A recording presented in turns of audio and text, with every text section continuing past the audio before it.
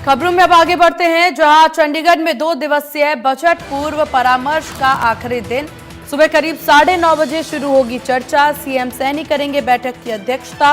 Cabinet मंत्री और सभी विधायक इसमें मौजूद रहेंगे। तो ये बड़ी जानकारी आपको दे दे, हरियाणा बजट को लेकर के उससे पहले पूर्व परामर्श की ये बैठक देखने को मिल रही है। आज इस बैठक में सीएम नायब सिंह सैनी भी शामिल होंगे और बैठक में आपको बता दें कि बजट को लेकर के चर्चा, 2 दिवसीय ये बजट चर्चा सुबह करीब 9:30 बजे ये चर्चा शुरू होगी। सीएम नायब सिंह सैनी इस बैठक की अध्यक्षता करते नजर आएंगे। तो ये बड़ी जानकारी आपको दे दें, कैबिनेट मंत्री और सभी विधायक रहेंगे इसमें मौजूद। तो इस वक्त की बड़ी खबर।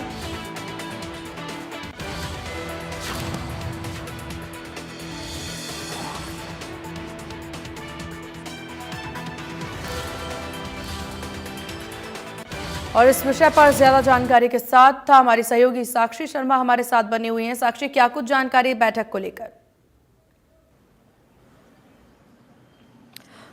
जी बिल्कुल, देखिए पंचकुला में आज हरियाणा के आगामी बजट को लेकर परामर्श चर्चा का आज दूसरा दिन है। 2 दिवसीय ये सत्र बुलाया गया था, जिसमें सभी विधायकों को, सांसदों को और कैबिनेट मिनिस्टर्स को यहाँ पर बुलाया गया था। मुख्यमंत्री नायब सिंह सैनी ने इस मीटिंग की कल अध्यक्षता की। कल देर रात तक ये सत्र जो है वो चला और आज इसका दूसरा दिन है। आप देख सकते हैं कि इसको लेकर तैयारियां जो है यहाँ पर मुकम्मल कर ली गई हैं और अब से कुछ ही देर में यहाँ पर विधायकों, नेताओं, मंत्रियों के पहुंचने का जो सिलसिला है वो जारी होगा। और कल यहाँ पर 3 सत्र हुए थे, जिनमें बजट को लेकर चर्चा हुई थी। विधायकों ने अपने सुझाव, राय जो वो दिए थे। सभी दलों के विधायक यहाँ पर पहुंचे थे और आज सत्र का दूसरा दिन है। आज 2 और सत्र जो है इस बैठक में आज के दिन बुलाए जाएंगे। कुल 5 सत्रों का ये जो पूरा एक सत्र था वो था और आज तीसरा, कल 3 सत्र हुए थे, आज चौथा और 5वां सत्र होगा। और सुबह 9:30 बजे का समय है और 9:30 बजे से विधायकों के पहुंचने का सिलसिला शुरू होगा। 9:30 से 11:30 बजे तक एक सत्र होगा और उसके बाद एक ब्रेक के बाद एक और सत्र होगा और उसके बाद 2 बजे लंच का जो समय है वो यहाँ पर रखा गया है। कल भी महिला विधायकों ने काफ़ी सुझाव दिए थे। मुख्यमंत्री ने जब अपनी प्रेस कॉन्फ्रेंस की थी पहले दिन की चर्चा के बाद, उसके बाद उन्होंने बताया था कि कई विधायकों ने लिखित में भी अपने सुझाव दिए हैं। महिला विधायकों ने भी काफ़ी अच्छे सुझाव दिए हैं और इससे पहले भी प्री बजट चर्चा अलग अलग वर्गों के साथ की जा चुकी है। और उसके बाद अब मंत्रियों और विधायकों से पिछले कुछ वर्षों से लगातार इस तरह की पहल जो है सरकार के द्वारा की जा रही है, जहां पर बजट पर सुझाव लिए जाते हैं ताकि उन सुझावों को बजट में अपडेट किए जा सके अगर कुछ अच्छे सुझाव मिलते हैं तो कल भी कई सुझाव ऐसे मिले जिनमें बजट में शामिल किया जा सकता है। इससे पहले अगर युवाओं की बात करें, महिलाओं की बात करें, किसान हो, सभी वर्गों से अलग अलग मुख्यमंत्री ने बातचीत की है और उनसे मिले हुए जो सुझाव हैं उन सुझावों को भी इस बजट में सम्मिलित करने की जो कोशिश है वो सरकार के द्वारा की गई है। वहीं पोर्टल के माध्यम से आम जनता से भी बजट के लिए जो सुझाव है वो मांगे गए थे कि क्या कुछ किया जा सकता है बजट में, अच्छी चीज़ें और क्या की जा सकती है, लोग क्या चाहते हैं बजट से, क्या अपेक्षा रखते हैं। ये सब सरकार ने इस पोर्टल के माध्यम से आम जनता से भी जानने की कोशिश की थी। आम जनता के बाद अब कुछ खास लोगों से, जिस तरह विधायक है, मंत्री है, कैबिनेट मिनिस्टर्स हो गए, सांसद हो गए, सभी लोगों को, चाहे वो आईएनएलडी के विधायक हो, कांग्रेस के विधायक हो, सभी नजर आ रही हैं। ठीक, सरकार की तैयारियां काफी नजर आ रही हैं। बैठक का दौर भी देखने को मिल रहा है। पूरी कोशिश है कि इस बार बजट काफी सोच समझ करके लाया जाए और बजट में सभी वर्ग को साधने की भी कवायद है। लेकिन इस बीच सवाल विपक्ष को लेकर के भी हो जाता है। साक्षी, विपक्ष की क्या तैयारी है, क्योंकि अभी तक नेता प्रतिपक्ष की घोषणा नहीं हो पाई है। वो भी कहा जा रहा है सत्र से पहले कर दी जाएगी और इसके साथ ही माना जा रहा है कि रणनीति कुछ ऐसा बनाए विपक्ष की इस बार देखने वाली बात हो, क्योंकि बीजेपी की तैयारियां नजर आ रही है लेकिन कांग्रेस और बाकी दलों का क्या?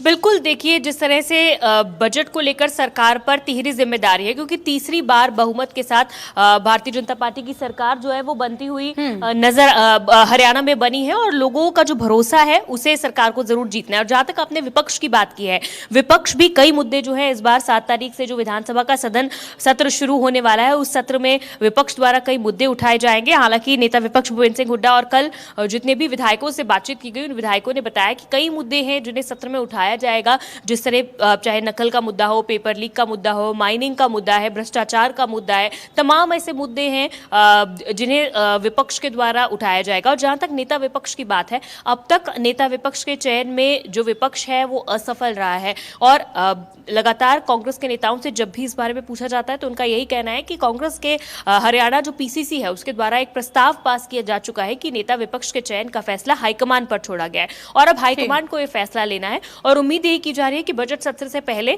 हरियाणा के नेता विपक्ष का चयन किया जा सकता है। चलिए साक्षी, आपका बहुत शुक्रिया तमाम जानकारी साझा करने के लिए।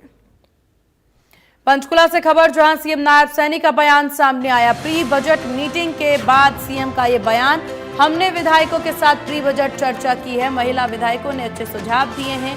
शिक्षा, हेल्थ, रोजगार के सुझावों को शामिल करेंगे। पिछले कई दिनों से लोगों से सुझाव लिए हैं। फसल नुकसान को लेकर के सीएम का बड़ा बयान, अधिकारियों को पोर्टल खोलने के आदेश दिए हैं। किसान अपने नुकसान की जानकारी पोर्टल पर दे रहे हैं। हमने प्रदेश के युवाओं के लिए सुझाव जो है वो लिए हैं उनसे। कई युवा 100 करोड़ की टर्नओवर में पहुंच गए हैं। 10,000 लोगों के सुझाव आए हैं। सीएम सैनी के द्वारा ये जानकारी साझा की गई।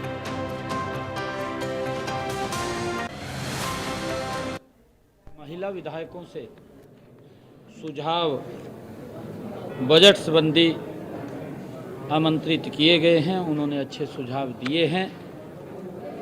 आज के सत्र में सभी विधायकों ने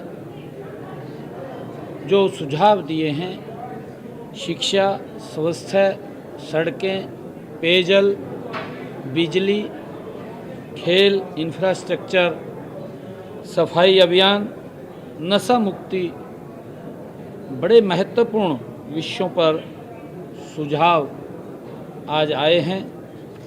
आगामी बजट में प्रमुख सुझावों को शामिल कर प्रदेश का 3 गुना गति से विकास सुनिश्चित किया जाएगा। सेक्टर वाइज बजट बैठकें भी आयोजित कर विभिन्न हितधारकों के सुझाव भी लिए हैं। सर्वप्रथम हमने 2 जनवरी को गुरुग्राम में इंडस्ट्री एसोसिएशन और चार्टर्ड अकाउंटेंट के साथ बैठक कर उनके सुझाव आमंत्रित किए थे। हिसार में हमने कृषि वैज्ञानिकों, एफपीओज और हमारे प्राकृतिक खेती करने वाले किसान, प्रगतिशील किसान और हमारे जो हॉर्टिकल्चर के किसान हैं, ऐसे सब किसानों को हमने आमंत्रित किया था और उनके बड़े महत्वपूर्ण सुझाव हमें मिले थे। हमने हरियाणा प्रदेश में जो हमारा युवा जिन्होंने अपना स्टार्टअप शुरू किया, ऐसे स्टार्टअप युवाओं को भी हमने आमंत्रित किया। प्रदेश में बेमौसमी बारिश और ओलावृष्टि से 10 जिलों के लगभग 615 गांव में फसलों को जो नुकसान हुआ है, इन सभी प्रभावित गांव के किसानों को राहत देने के लिए हमने क्षतिपूर्ति पोर्टल वो खोल दिया है। मेरा सभी किसानों से ये आग्रह है कि पोर्टल खोलने वाले किसानों को हमने एसएमएस द्वारा भी सूचित कर दिया है ताकि वो अपनी फसल नुकसान का विवरण पोर्टल पर अपलोड कर सकें। ये हमने इस पोर्टल के माध्यम से उनको एसएमएस के माध्यम से भी सूचित कर दिया है। राज्य सरकार किसान हितैषी है। आप पिछले 10 वर्षों के अंदर अगर देखेंगे कि अगर किसान के ऊपर कोई प्राकृतिक आपदा की मार पड़ती है तो हरियाणा की ये सरकार किसान के साथ खड़ी हुई दिखाई देती है। जो कर्जे की बात कर रहे हैं, देखिए इंफ्रास्ट्रक्चर के लिए अगर हमें किसी चीज़ की आवश्यकता पड़े तो उससे पीछे नहीं हटना चाहिए। और मैं आपको बताना चाहता हूँ, जो कर्जे की बात कर रहे हैं, जो ये बात बोल रहे हैं, अभी हम अपने